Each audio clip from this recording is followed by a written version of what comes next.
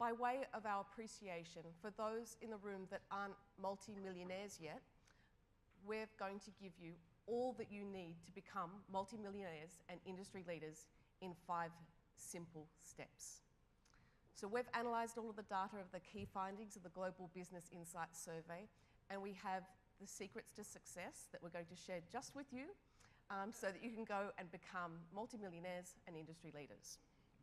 Here's all you need to know. First is your location, and based on the results of this year's survey, you'll need to base yourself in Latin America, Africa, the Middle East, or Asia. All of these regions are growing much, much faster than the other regions and are reporting strong revenue growth in the previous year and a lot of confidence for growth in the upcoming year. Middle East, Asia, and Africa are of particular note, so please scout locations in both of those areas. In terms of the services you'll need to provide your clients, you'll need to provide integrated measurement using a mix of internal and external capabilities. So we know that 70% of our AMEC members use a mix of partners to actually have the capability to provide integrated measurement. And we know that more and more of our clients and stakeholders are really requiring us to provide integrated measurement across paid, earned, shared and owned media to really complete the whole landscape of their evaluation for them.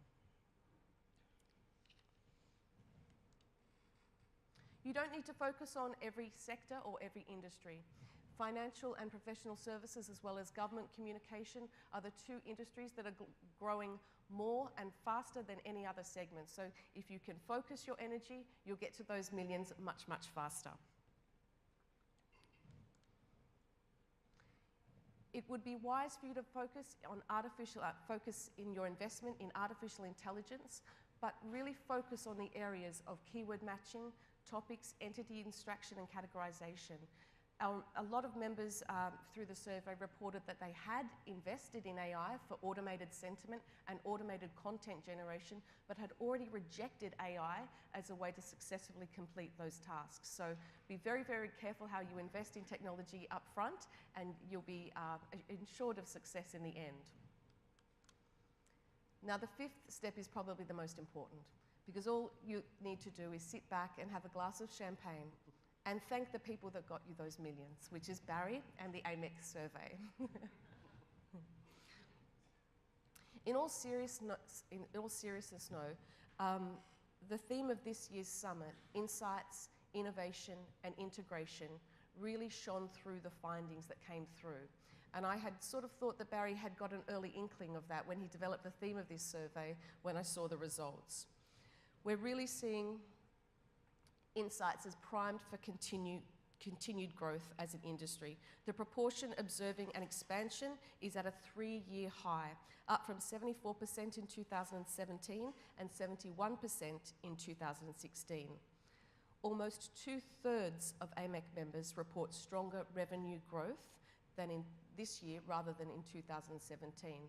So it was so encouraging for us to see such confidence and such growth around the industry. Really important and really encouraging for all. Innovation came through as being a key opportunity for AMEC members, but also a key challenge as we're working out what works, what not, where to invest and where to actually, the balance between human and automation in terms of insights. The majority of AMEC members, as Barry mentioned, at 68%, agree that they can only compete effectively by investing in artificial intelligence and software development. And interestingly, it's having success in some areas and not others. You can see here 21% have already tried and considered and rejected automated sentiment, and 22% of members have tried and rejected automated content generation on the chart there. Lastly, integration continues to be a huge trend with a massive influence on our industry.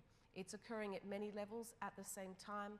It's causing structural changes at the client side as marketing and communications team merge together and require far more sophisticated measurement and evaluation from PR agencies as well as measurement companies. The demand for integrated outlook means that 70% of AMEC members surveyed now have to use a mix of internal resources and external partnerships. And we'll talk a little bit more about those implications in terms of the skills that we need to partner and whether that will lead to further consolidation in the industry. I'm now going to pass it on to our panel members to talk a little bit more about some specific elements of the findings that came through. We're going to talk about education, a little bit more about innovation and artificial intelligence, and really talk about where we saw growth in specific sectors. I'm not going to stand up at the podium. I don't have a PowerPoint. It's way, way too early to have more than one PowerPoint at the moment. I think education, I mean, it's phenomenally important to the members.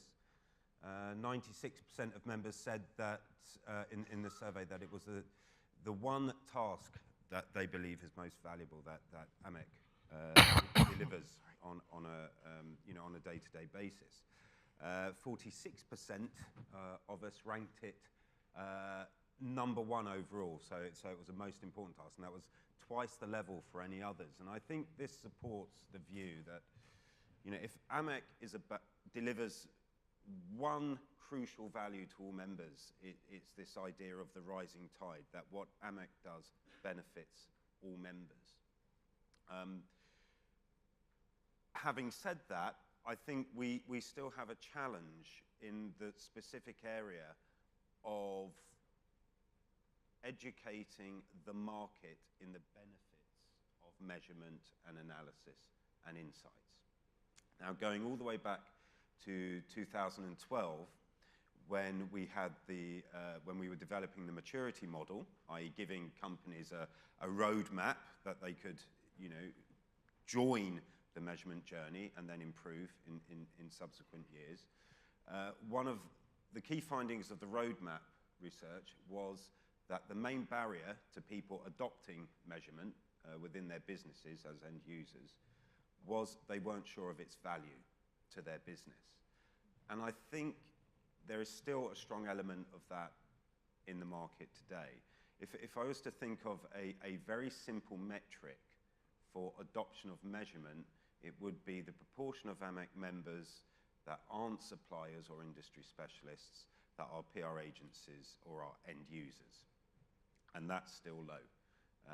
I did note down what the response rate to the survey was, and about 15% are from PR consultancies and 5% are from in-house teams. So as a proportion of our membership, it's still low. And I think as that starts to rise, then obviously it's quite a simple measure of buy-in from clients, but I think it's an important one, and it's one that we hope to see grow over time. The point of education is that AMEC is an enabler. At a practical level, AMEC at its heart is a very small organisation of Barry and Richard and various supporting members, but it's actually a very small organisation. The education is actually carried out by the members, everyone sitting in this room. We have, Measurement Month is key for that. I believe that we probably could do more around consistency, because the issue with education is we need to explain a big principle that measurement is good for the business, and I think we need to articulate what the benefits of measurement are very clearly. But then obviously we all have our own approaches to it, and that's healthy, that's how it should be. That we take things like the integrated framework and we then use our own experience and our own approaches to inform that approach to clients.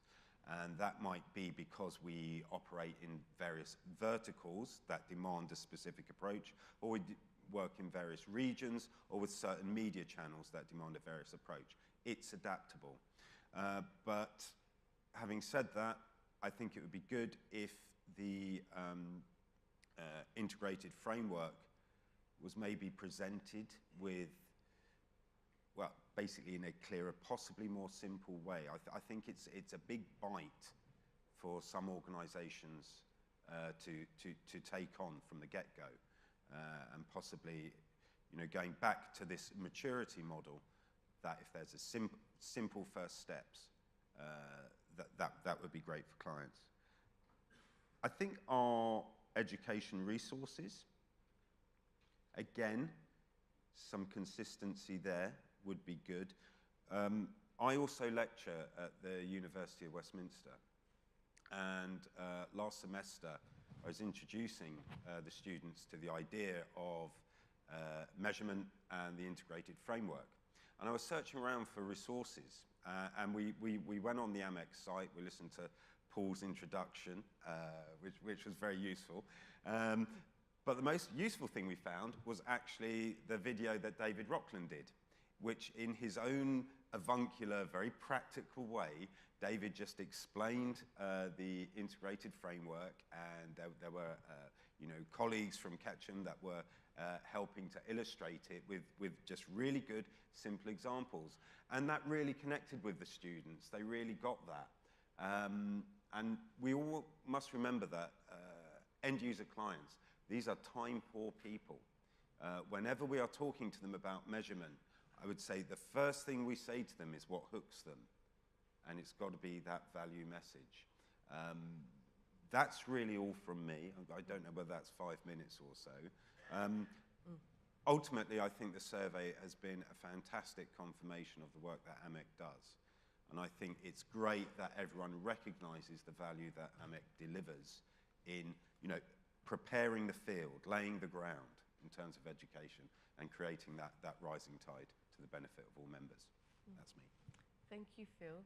Now we're going to across to Marcus, who's going to take us through one of the hottest topics we've got today, which is the innovation segment of the survey results, and in particular, artificial intelligence. So, Phil, you've already broken one of Barry's rules for the panel of not standing at the podium. I'm sure So, there'll be a punishment. Good luck with your relationship with him for the rest of the conference. Okay, so let's talk about AI for a few minutes. AI is something that's been stalking the industry ever since I've been involved in it. For a number of years, it's not quite been ridiculed, but it's been sort of pushed aside as not being good enough and delivering poor results and therefore ineffective as a tool. But as we saw from the survey, something close to 70% of vendors are now saying that investment in AI technology is critical for their business success. So something is changing. We are now starting to see automated analysis play a role, companies invest in it, and certainly in the markets in which my business operates, we are seeing AI playing an increasing role in what clients are prepared to buy and take as part of their service.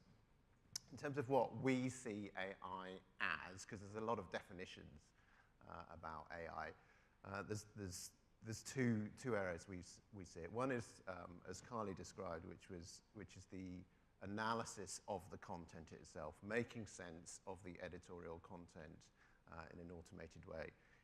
In some areas, that's quite accurate and advanced these days. The entity extraction, keyword matching, topic identification, that's getting quite good.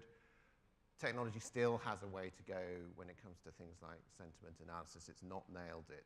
But one thing we can probably be sure of is that it will nail it at some point in the future. This technology is not being invested in by small vendors such as ourselves. This is Microsoft, this is Google, this is Amazon. These are big tech companies investing in these kind of technologies. Our sector is simply buying that technology off the shelf at an affordable price and then using that as a tool to provide the industry with analysis. So it will happen in terms of AI will get better and better and will play an increasingly big role in our industry, if not entirely take over it. The other area of AI that I see growing is the integration of online behavioral data. The holy grail for our industry is impact. What is the impact that my efforts as a PR person is having on my end audience in terms of what they're doing, what they're thinking, etc. And online behavioral data gives us some clues and some insights as to the impact of the PR industry's work that really we struggle to get to in an offline world because of cost, because of the difficulty of fusing data sets, etc. So that's probably the other area that AI comes into. So we're seeing it increasingly produced, automated intelligence from vendors, and we're seeing it increasingly accepted by the market. And we feel that it's getting better. It's nowhere near close to being a replacement for existing human-based methodologies, but it's certainly improving. I think there are 5 or 6 core drivers as to why AI is making progress. I just wanted to quickly run through each of those. One is cost. So the cost of AI is way, way lower than if you're using people to do analysis. And that is obviously an attraction for both the suppliers and the buyers of it. So that's a key one. The second one is speed. So we've always struggled as an industry to get quick analysis to clients or to do it ourselves. It takes time for people to read content, write reports, etc. And typically, if people have been on a monthly report cycle, it's taken 2, 3, 4 weeks to get that data to them. And whilst useful, really people want it the same day. And AI gives us immediacy that we've never had before. So it's attractive from a speed point of view, because once you've got analysis in real time, you can actually do something with it in the current campaign or whatever you're doing. So that's a key one. The third one that I see driving it is it offers an opportunity to evaluate huge content sets. So in years gone by, we've been restricted to analysing content that really we can afford to analyse. But actually, there is an interest in understanding the wider context in which the content that you are looking at. So I want to look at my competitors. I want to look at the sector. I want to analyse hundreds of thousands of articles, please, to give me context. But I couldn't do that in the old world because it cost too much and it took too much time. In an AI world, point the technology at the content, bang, you've got your analysis. There's an expectation that technology will improve, and that will continue to drive adoption of it because people believe it will get better. And typically, AI is delivered through very modern platforms, very slick interfaces, it looks good, et cetera, and that is certainly an attraction of this area. And the final area driving it, as we see it, is this integration with online behavioural data, as I referenced before. What is it that people are doing once they've read articles? And the more we can do that, the better it will be for us as an industry to demonstrate the impact that PR and editorial has within the overall communications mix. And that really is where we need to get to. Is it replacing traditional analysis? Is it replacing human-based analysis? In our experience, not yet. A little bit in places. We're finding it's more of a new market for people with low budgets that is being developed with AI. However, we have started to see it creep into what we would call mid-market, and even 1 or 2 enterprises have adopted AI ahead of a human-based approach. So, and I think that will continue. I think the low-end market will continue to buy automated analytics because it's cost-effective for them. But I think we will see an increasing creeping of AI coming into the mid and enterprise market organizations as they want to cut their costs, as they want higher speed, and they want to adopt these new technologies. Is it board ready? Would you put it in front of your CEO?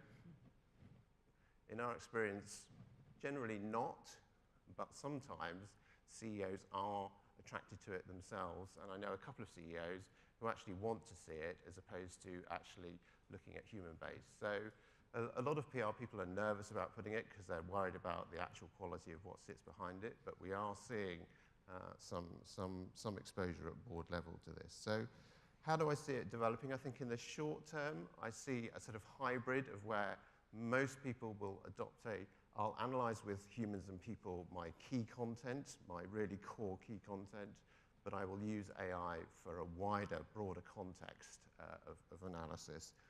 But in the long term, I think it's going to play a bigger role. Whether human-based analysis will die out completely, I don't know. They said vinyl was dead, they said print was dead, TV's dying, but actually none of that's happened. So maybe humans, we will still have a role in the future, but I think AI will increasingly take over over the coming years. Thank you, Marcus. Good morning.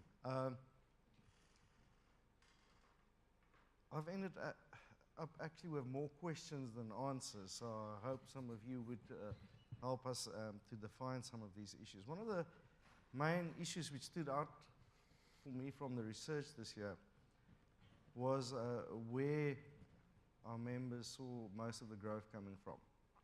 Now, there was something which stood out quite clearly for me. If you look at the number one growth opportunity, which was seen in Africa, in Eastern Europe, in Latin America, the Middle East, Asia, it was government communications. If you look at the more traditional markets like the US and Western Europe, this didn't really feature here. So I was wondering, why is government communications seen as such an important growth area, particularly in these markets? Now, there could be a few answers for this. Let's be honest, some government contracts are seriously lucrative. You know, they've got taxpayers' money. Why these particular markets, I don't know. It could be a lot of despots trying to see what all their enemies are saying in the media about them. I'm not sure. Or did we give up on big business? You know, trying to convert them to proper measurement at the end of the day. So this is an interesting question, which I don't really have the answers to. We've certainly got some very nice, lucrative government contracts. What I've noticed in some of the RFQs from a personal level, you'll notice they are written in a very particular language, utilizing terminology maybe which you can recognize from a specific provider. So is the RFQ written with someone specifically in mind? You know, I'm not too sure.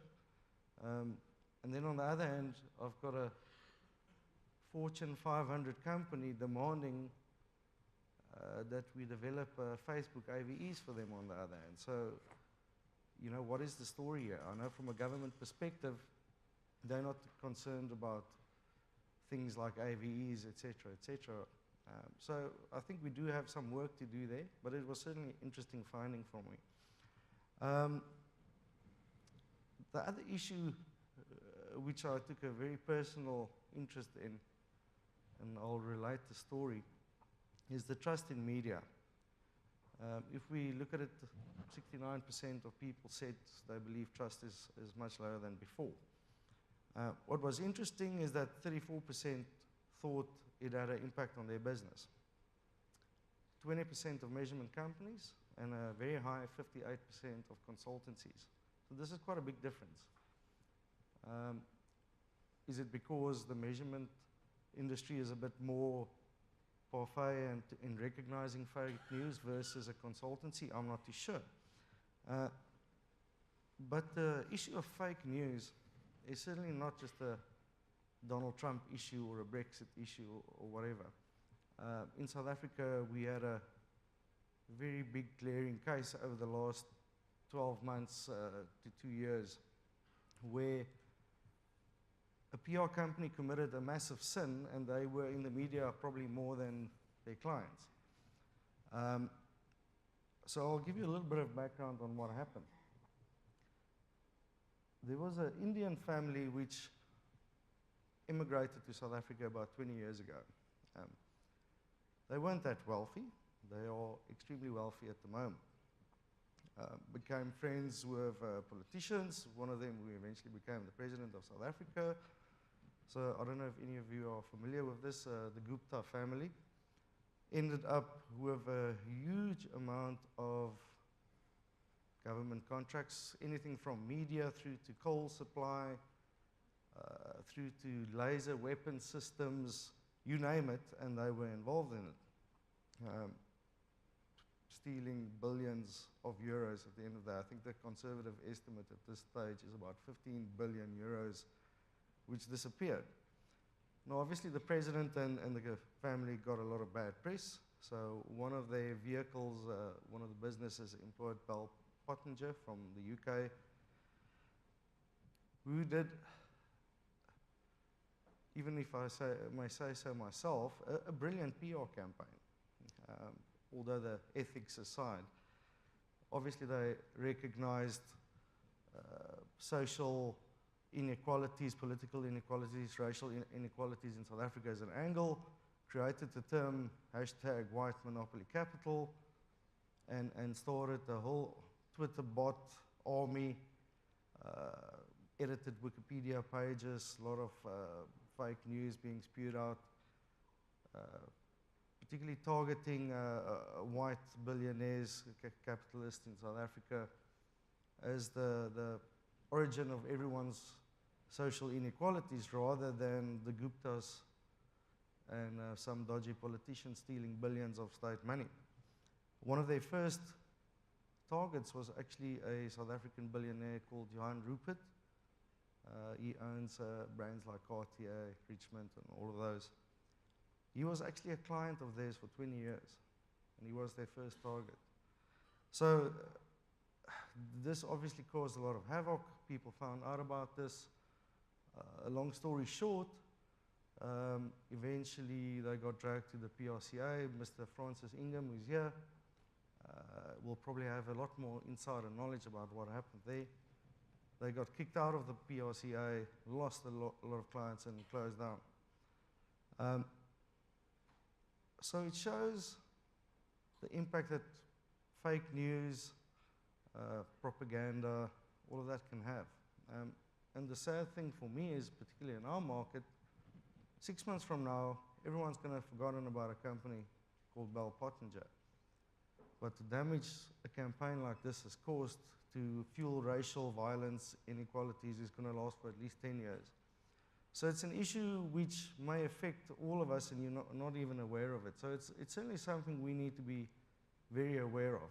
And looking back to the government communications, which is such a growth area, and particularly in those markets where there's a lot of strife, it is something we need to be aware of, because it can actually catch you by surprise. And the sad part is people believe whatever supports their narrative, whether it's true or not.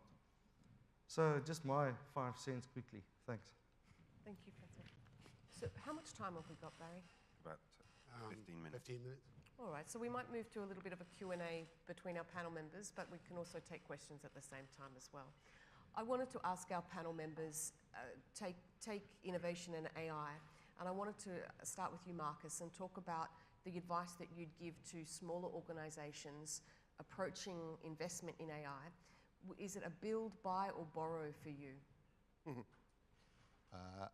For small organisations, I think you have to start with, what's my budget? How much have I got? And you want to get the best you can get for your budget. And if your budget will stretch beyond AI and you can get human-based analysis in it, then I would advise go for it, because it will be more accurate, you'll get more out of it, and your activity will benefit from it more at the moment. However, if you can't, then AI will do you a job currently. Maybe in 10 years' time it will do all the job, but it will certainly do you a job at the moment, and give you some insights. You need to look at it with a skeptical eye, I would say, on some metrics, certainly when it comes to things like sentiment. But yeah, you get to this relationship where it's good enough. I spend my money, it does enough for me, I get some insight out of it that I can trust, and therefore I can make a few decisions based off the back of it, and therefore it's added some value to my life. It doesn't replace your human. If you can stretch your human, then do, but it is budget driven. That equation you mentioned between speed versus trust in delivery of reports, trust is an incredibly important aspect of the client relationship in media intelligence, but also evaluation. When trust is broken, do the humans have to come in and compensate for AI? I mean, what's your experience there too? I think that's a difficult one, because if humans step in, then again immediately you're taking up time and resources and costs. So some clients approach it in different ways. Some organisations approach it. Some organisations, here's the AI, here's the results, there you go. Other organisations will run human checks over the AI data, and therefore you get a sort of middle ground where the hard work and the heavy lifting's been done by technology, but you get a layer of human validation, I guess, over the data to check there's nothing unusual. And often there is unusual things, so it's a very worthy layer. And then you get the final layer where you just do it with people. So different vendors offer different levels. If you can find a provider who offers the human validation, that just gives you a bit more confidence in what you're looking at, and that is key to everything. So that would be my advice. Try and ensure that whoever's doing your analysis, if they're using AI technology, that there is some form of validation going on beyond the actual straight out the machine data. Thank you. In a complex world, for sure. Talking about complex, I want to feel your point about going right back to making things simple for clients. Yep. And that real value that AMEC can play in educating the market. You said that the framework was complex and it was a big chunk of work to take in. Yep. Have you thought about what a nice first step would be for clients? That's a good question, and then the short answer is no. But I mean, I know to the people sat in this room that the integrated framework, makes perfect sense. It's logical, it's sequential, and we get it. But to people taking their first steps in their measurement journey, that's a bit of an edifice, So. And I think linking it to what Marcus was saying about, what the first step should be in practical measurement is, quantifying things. Before we get into the world of linking to outcomes, that actual quantifying things. It's amazing how many campaigns still do not have at an endpoint any idea of just what they outputted, never mind before we get to outcomes, just in understanding how much coverage was generated, where it was generated, who said what, etc. And then the audience is involved. So I think that's, just simple things that people can do. And to Marcus's point about technology-enabled, low-cost entry points, it's a worthwhile start. But building on that, a lot of what the technology does and a lot of what the first steps in measurement are is quantifying stuff. Now, I think we bandy around terms analysis and insight and intelligence too freely. When AI is counting things, when it's putting them on a dashboard, that is not true AI, that is calculus. AI comes when you actually are able to deploy an interpretive view of that, to develop insights. And the thing you must always judge an insight by is it actionable? Can you do something with it? So a lot of what happens in terms of dashboards and throwing information up on a screen is calculus, and that's only the first step, really, towards evolving an insight and an action. Which sort of relates back to this point about what the first step in a measurement journey should be. Counting. It all counts. Francois, you really talked about a very famous public relations case study today. What do you see the key challenges in PR in the next couple of years? I guess the survey highlighted that it's an area that is under considerable change, and our members really want support through that change. What do you see as the key challenges for PR agencies in the next couple of years? I think obviously, as the survey has shown as well, but I mean, this is, everywhere you can look, you see this as well. The industry is changing at a rapid rate. So I think the biggest challenge they face is really to handle the change. Firstly, I come across a huge amount of agencies who still just believe PR is media releases, media relations, or still, I mean, there's always going to be a place for the press release, but I think the integration with marketing, all those kind of issues, it's a headspace change more so than I think necessarily technology. you need to realize that you're part of a bigger picture. I still tend, and I know a lot of PRs disagree with me on this, where they don't see themselves as part of the broader marketing function at all. But the reality is, why do you want a good reputation? You want to sell your services or promote your organization. So more than anything, I think it's a mind space which they need to change. I think also, looking at integration with other channels. A lot of PR still happens in their little silo. And I think that's why it becomes difficult to prove the value of what they do to the C-suite as well. Thank you,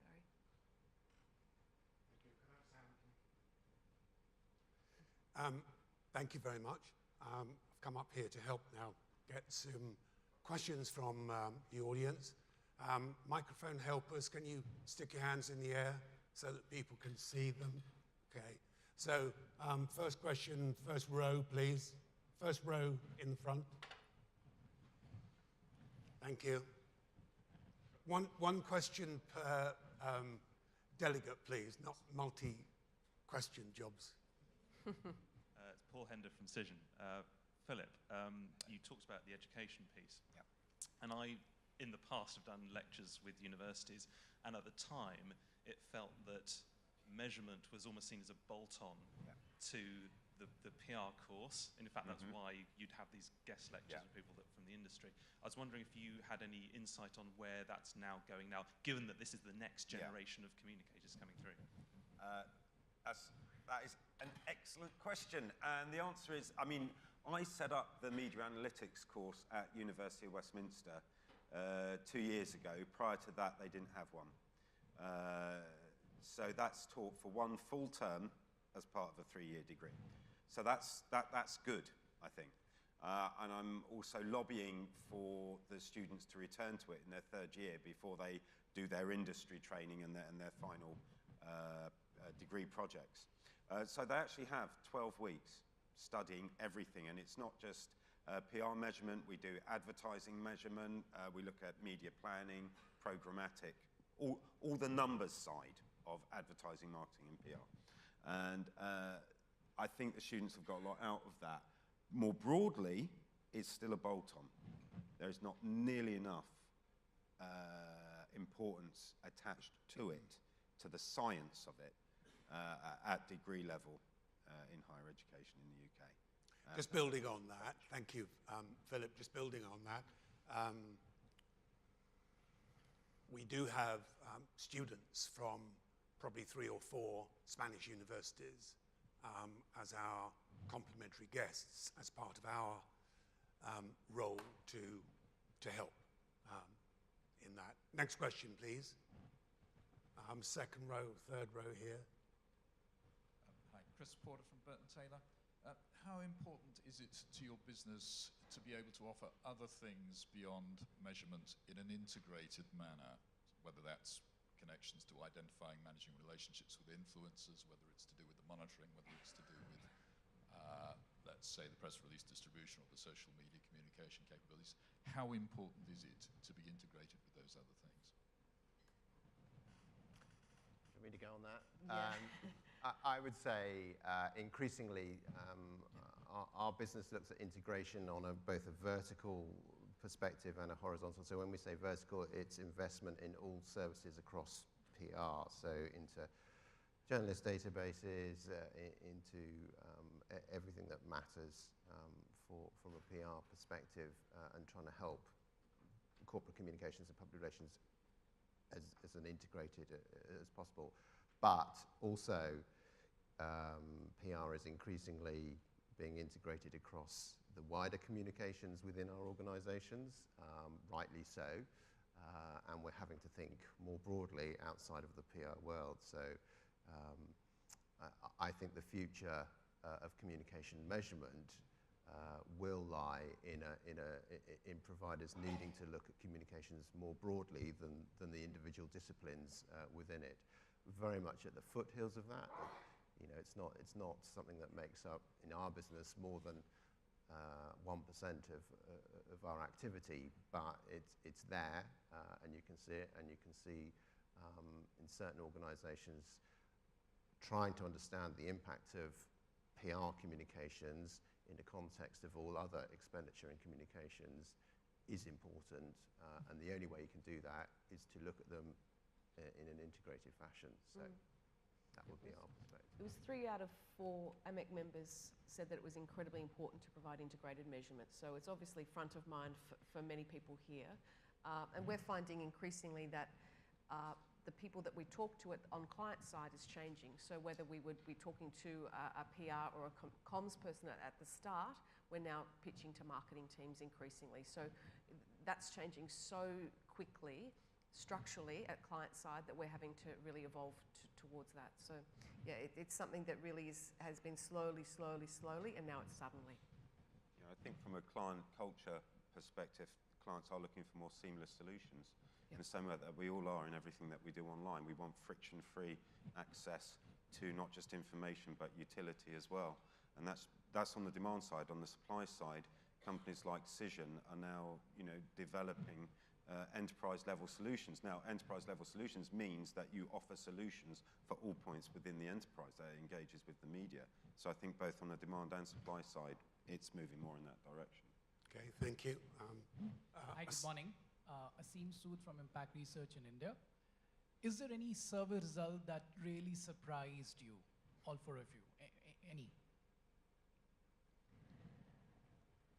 I think the growth, Asim, it was I was delighted to see such confidence around revenue growth and confidence in the industry outlook for the coming year. That was really, it was very, very strong. It has been strong for the last few years, my understanding is, but that trend is an incredible amount of confidence in our growth. So a good surprise for me. I think a scene from one which also stood out for me, which showed a decline for the first time in several years, was the demand for ad hoc work. Because I've been expecting that to keep on growing, and it seemed to have declined from the previous years, which I found a bit surprising. Philip and Marcus, a one-line observation, please. Yeah, in terms of the campaign against AVE, I think 22% found it very helpful. And there was actually quite a substantial number of people who maybe found it less useful. And I think really going back to the education point is illustrating the value of what to do ultimately is probably better in the long term than the AVE thing, although I understand that it's a necessary war to wage at the moment. Marcus? It would be growth for me, but I'm in a market that Carly says is going nowhere, and I'm going to be a pauper. So that's why it's a surprise. Thank you. So we have room for one more question.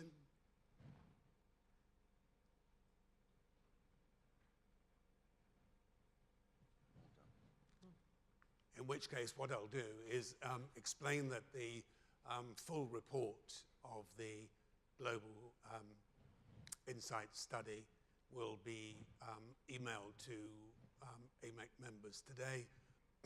And later on this morning, there will be a press release available to everyone on the AMEC website.